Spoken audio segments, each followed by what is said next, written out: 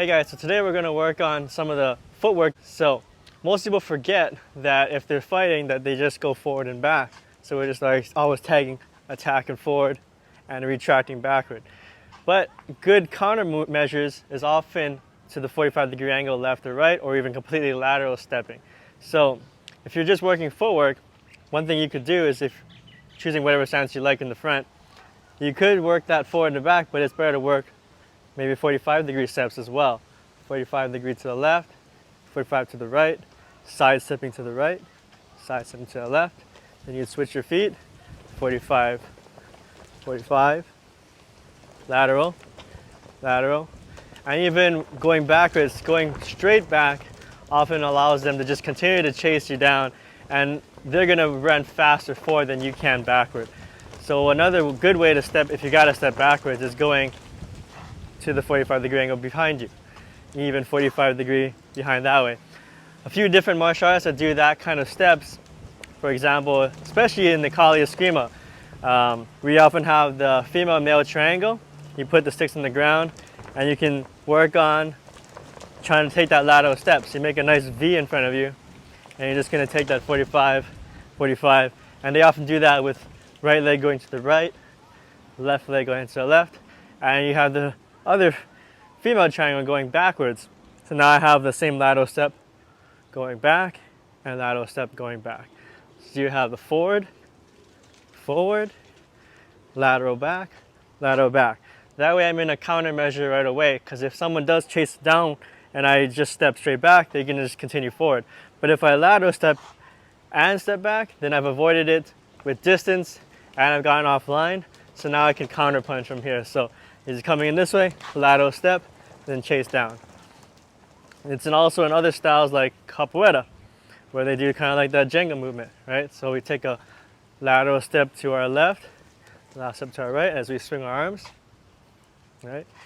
Covering the high line and the low, leaning back. But also, there's also boxing drills where they like to take that left and pivot, or the right and pivot. So they're doing a lateral step, maybe they do a cross, and then they'll pivot, jab, and cross again. And same thing with the other way, cross, jab, cross.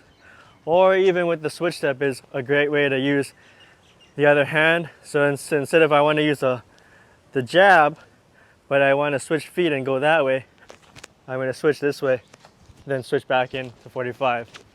Same thing on the other side, hit, then sweep in and punch. So I'm going a lateral, like for example, this, maybe it's easier to see with a partner. If he's coming in, I'm going to switch in this way, and I'm going to punch that way. Then he goes the other way, I slip and hit, then I slip and hit this way. And the female-male triangle in Kali Eskrima, he attacks midline, I have this hit, attacks the other side, I have that hit. Follows in, I'm stepping back, I can kick, stepping back, I can kick. And if I'm doing the capoeira style movements, going left and right, that's dodging to the side and the side. It's kind of like a side and a backward fade, sideward, backward fade. So if Jason comes in, he's gonna do a front kick to me. I'm gonna side and backward fade, then I'm kicking back. He does the other side kick. I would kick over there. Or sometimes of course they go low, right? So he does that same kick. Now I can kick the leg out. Or the other side again. Kick, the leg. Okay, this is a self-defense portion of it. This is for a wild attacker, either pushing or swinging at you full force. So usually just winding up the arm and just going over, not really well technique or anything. It's just a big wild swing. So for people like that where they're just angry, just want to take your head off, it's more for that, not necessarily for straight, well-formed straight punch or a nice hook punch, just a wild swing. Or they've got a bat or a club and they're just swinging at you, just like swinging their arms. Now, usually we take it this by ABC, awareness. So first, knowing my surroundings, knowing where I am. If this guy is coming up to attack me, maybe I want to create space right away. Sometimes you don't see it coming, sometimes you come from the sides, from the back. But if you can, try to avoid it by using awareness, and that's your best weapon in the beginning to avoid any confrontations and not get on the ground, not get hit, not, everything stops there. You become fighting without fighting, right? So Now, if that for some reason failed, or you're in a situation and it's going to happen no matter what, then if I see them already there, I've been pushed or something, he shoves me back first, boom. I bring my hands up right away. I try to create space. My hands come up, and in a way, I'm actually baiting him. So this is called attack by draw in Jeet Kune Do.